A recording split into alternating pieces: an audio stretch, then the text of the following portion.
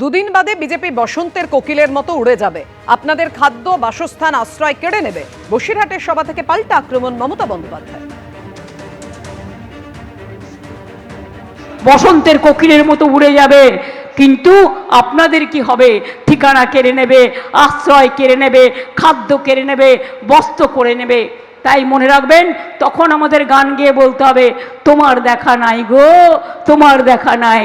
365 দিন থাকে না, বন্যায় থাকে না, ঝড়ে থাকে না, জলে থাকে না, দুঃখে থাকে না, শুধু লোক মারে, অত্যাচার করে, সন্ত্রাস করে আর দাঙ্গা করে। এই দাঙ্গাকারীদের একটি ভোটও নয়। মনে রাখবেন, আগুন যদি লাগে, সেই আগুনের যে শিখা, দেখেন এটা কার বাড়ি, ওটা কার বাড়ি, আশেপাশে সব জ্বলে যায়।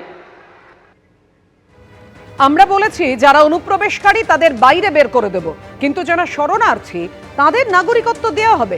সংকল্পপত্র প্রকাশ করে আর কি বলেছেন অমিত শাহ? देखिए, ममता जी की व्याख्याएं घुसपैठियों की अलग है।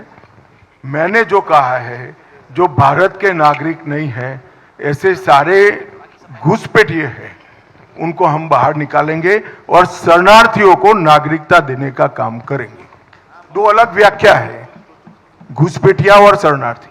अवैध अतिक्रमण घुसपैठियों का आर्द्र भूमियों पर से और वन पर से और शहरी क्षेत्रों में सरकारी भूमि पर से हम 200 दिन में ये हटाएंगे। हमने आसाम में कर कर दिखाया है। 1,50,000 एकड़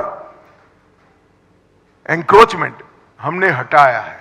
इसी तर्ज पर यहां एक वैज्ञानिक कार्यक्रम बनाकर घुसपैठियों का अवैध अतिक्रमण हटाने का काम भारतीय जनता पार्टी की बनने वाली सरकार करेगी।